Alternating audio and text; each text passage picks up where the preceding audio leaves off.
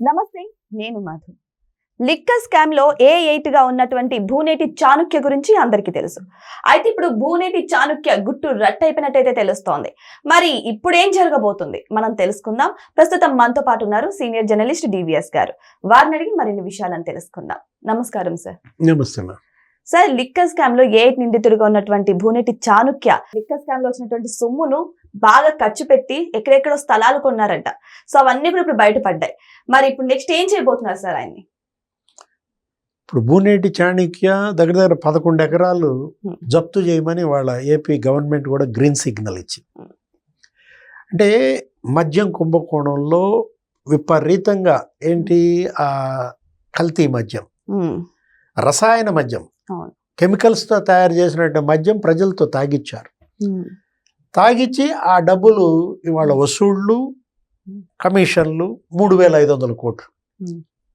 ఆ liquor case ఇవాళ మరి దగ్గర 16-17 మంది అరెస్ట్ అయ్యారు. దాంట్లో ఒక 52 మంది నిందితులు ఉన్నారు. మనీ లాండరింగ్ జరిగింది, విదేశాలకు తీసుకుపోయారు. దానికోసమే వీళ్ళు ఏం చేశారు, డిజిటల్ ట్రాన్సాక్షన్స్ చేయనీయకుండా, జీపే, ఫోన్పే ఇలా తీసుకోకుండా ఓన్లీ క్యాష్ అనే నిబంధన పెట్టారు. దగ్గర నీకు 1,00,000 కోట్ల మద్యం అమ్మితే 5 ఏళ్లలో దాంట్లో 99,400 కోట్లు క్యాష్. అంటే 5 ఏళ్లలో జీపే, ఫోన్పే 600 కోట్లే, అంటే 0.6%. అదే ఇప్పుడు 20 నెలల్లో ఈ ప్రభుత్వం, ఇప్పుడు చంద్రబాబు ముఖ్యమంత్రి అయినాక జీపే, ఫోన్పే ఆ డిజిటల్ ట్రాన్సాక్షన్స్ 40% జరుగుతున్నాయి. అంటే ఏంటంటే ఇప్పుడు కరెన్సీ రూపంలో తీసుకుంటే, క్యాష్ రూపంలో తీసుకుంటే అవినీతికి పాల్పడతారని జనరల్గా సెంట్రల్ గవర్నమెంట్ కూడా డిజిటల్ ట్రాన్సాక్షన్స్నే ఎంకరేజ్ చేస్తుంటే, ఒక కుట్ర, ఒక ఆర్గనైజ్డ్ క్రైమ్ వీళ్ళు క్యాష్ తీసుకోవటం. ఆ క్యాష్ని ఏం చేశారు, రకరకాల రూపంలో మార్చారు. 7 రూపాల్లో మనీ లాండరింగ్ చేశారు, 5 రూపాల్లో మనీ రూటింగ్ చేశారు. అంటే మీరు అన్నట్టు ఇప్పుడు భూములు కొన్నారు.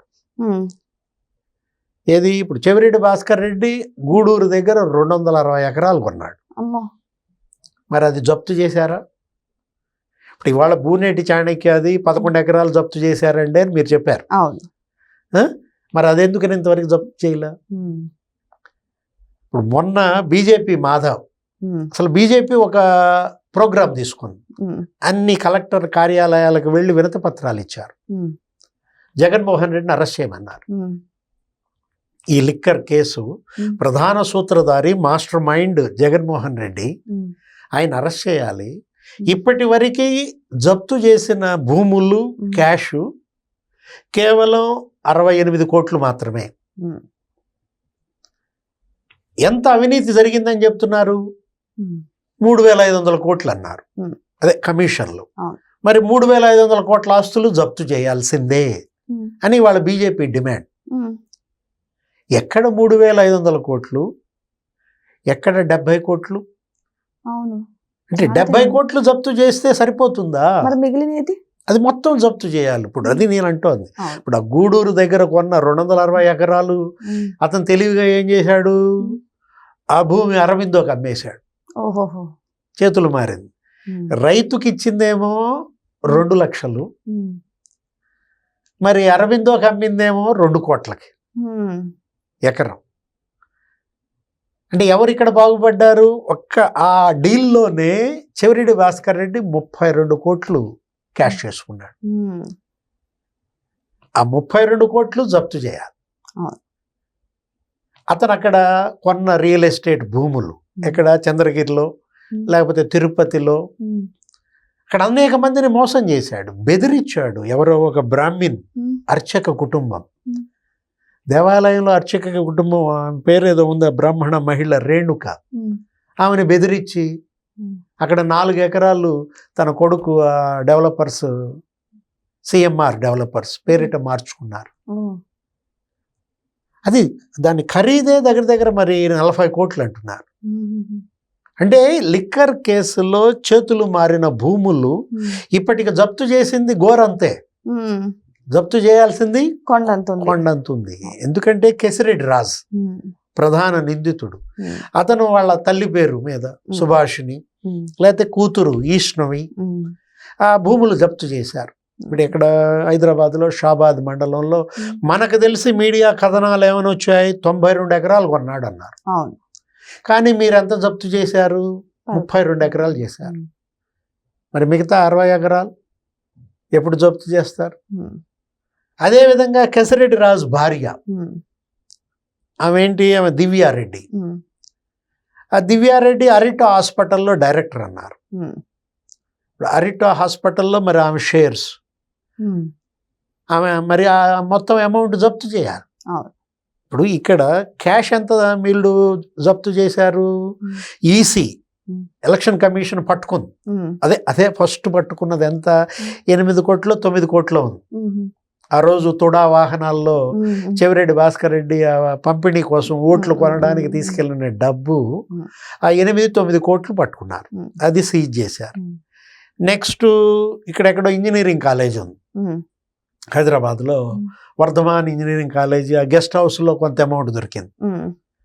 ఏంటది 11 కోట్లు ఏమో, మీరు చూసుంటారు వీడియో. వెంకటేష్ నాయుడు ఏదో నోట్ల కట్టలు లెక్కేస్తుంటాడు, జాన బెత్త, ఇది 30, అది 4, ఈ 5 కోట్లు చంద్రగిరికి పంపండి. అసలు నీకు లైబ్రరీకి వెళ్ళావా? నువ్వు లైబ్రరీకి వెళ్తే అక్కడ లైబ్రరీలో షెల్ఫ్లు ఉంటాయి. మనం సెంట్రల్ లైబ్రరీకి వెళ్తే మొత్తం బుక్ షెల్ఫ్లు, గోడలు అన్ని బుక్స్ ఉంటాయి. అట్లా నోట్ల కట్టలు పెట్టారు వీళ్ళు. అంటే వీళ్ళు బుక్స్ లైబ్రరీ మనకు తెలుసు, కానీ నోట్ల కట్టల లైబ్రరీలు వీళ్ళ దగ్గరే. కరెన్సీ లైబ్రరీస్గా డెన్స్ అనమాట. హైదరాబాద్లోనే 7 డెన్లు, పెద్దమ్మగుడి దగ్గర డెన్ను, జూబ్లీ హిల్స్లో డెన్ను, అత్తాపూర్లో డెన్ను. అరే ఒక లాజిస్టిక్స్ ఏది అట్టపెట్టెలు ఇవన్నీ క్యాష్, మరి మామూలు క్యాష్, కట్టల కట్టలు. ఒక్కొక్క అట్టపెట్టెలో 25 లక్షలు. ఈ అట్టపెట్టెలు రవాణా చేయటం కోసం ఒక కాంట్రాక్ట్ 400 కోట్లు. దాన్ని కూడా డబ్బులు పెంచాడు జగన్మోహన్ రెడ్డి. ఏది కేసుకి 13 రూపాయలు ఉన్నది, మరి వీళ్ళకి డబ్బు, మరి ప్రభుత్వం డబ్బు దోచిపెట్టడం కోసం 34 చేశాడు. సిగ్మా లాజిస్టిక్స్, నిఖిలానంద లాజిస్టిక్స్, అదే కారుమూరి సునీల్ నిన్న కూడా ఏదో కేసు పడింది, కారుమూరి లాజిస్టిక్స్ అన్నమాట. అంటే కోస్తా ఆంధ్ర అంతా వీళ్ళకి ఇచ్చారు. నియోజకవర్గంలో అక్కడ వైసీపీ ఎమ్మెల్యే కాంట్రాక్ట్ ఇచ్చారు, ధర్మవరం కేతిరెడ్డి వెంకటరామరెడ్డికి కాంట్రాక్ట్ అని. లేకపోతే అక్కడ విజయానంద రెడ్డి చిత్తూరు వైసీపీ అభ్యర్థికి నిఖిలానంద లాజిస్టిక్స్ అని, అంబటికి ఒక కాంట్రాక్ట్, అంబటి లాజిస్టిక్స్. అంటే ఈ కేసుల్లో ఇవాళ 30,000 మంది చనిపోయారు, ఒక 40 లక్షల మంది కిడ్నీస్ దెబ్బతిన్నాయి, ఒక 45 లక్షల మంది లివర్ దెబ్బతింది. అది అసలు మద్యమే కాదు, అది విషం అమ్మారు వీళ్ళు. దాని మీద ల్యాబ్కి టెస్టులకు పంపిస్తే రఘురామకృష్ణరాజు అప్పుడు ల్యాబ్ రిపోర్ట్లే చెప్పాయి, అసలు వీళ్ళు చేసింది ఇథైల్ ఆల్కహాల్తో కాదు మద్యం, వీళ్ళు మిథైల్ ఆల్కహాల్తో చేశారు, రసాయనాలు కలిపారు, అందుకే కిడ్నీస్ లివర్ దెబ్బతింది, వాళ్ళు చనిపోయారు అని. ఇవాళ ల్యాబ్ పరీక్షలు బయటకు వచ్చిన దీంట్లో మొత్తం డబ్బు రికవరీ చేయాలి. వీళ్ళు కొన్న భూములన్నీ జప్తు చేయాలి, వీళ్ళ బ్యాంక్ అకౌంట్స్ అన్నీ స్తంభింపజేయాలి, వీళ్ళు విదేశాలకు పంపించిన డబ్బు మనీ లాండరింగ్ వెనక్కి రప్పించాలి, ఒక వెల్ఫేర్ ఫండ్ పెట్టాలి, బాధితుల సంక్షేమ నిధి, జగన్ బాధితుల సంక్షేమ నిధి అని పెట్టి ఇవాళ బాధితుల సంక్షేమం కోసం ఈ భూములు, ఈ డబ్బు వినియోగిస్తేనే వాళ్ళ ఆత్మలకి శాంతి. సో ఏదేమైనా సరే భూనీటి చాణుక్య విషయంలో కొంత డబ్బునైతే రికవరీ చేయడం, అదే వారి హ్యాండ్ ఓవర్ చేసుకోవడం అయితే జరిగింది. మరి మిగిలిన సంగతి ఏంటి? మరి మిగిలింది ఎప్పుడు జప్తు చేస్తారని ప్రజలు కూడా క్వశ్చన్ చేస్తున్నారు. మరి మిగిలిన డబ్బంతా ఎంత ఉండొచ్చు? మరి మీరేమనుకుంటున్నారు? కామెంట్ బాక్స్ లో కామెంట్ చేయండి. Thank you so much. Thank you sir. నమస్తే.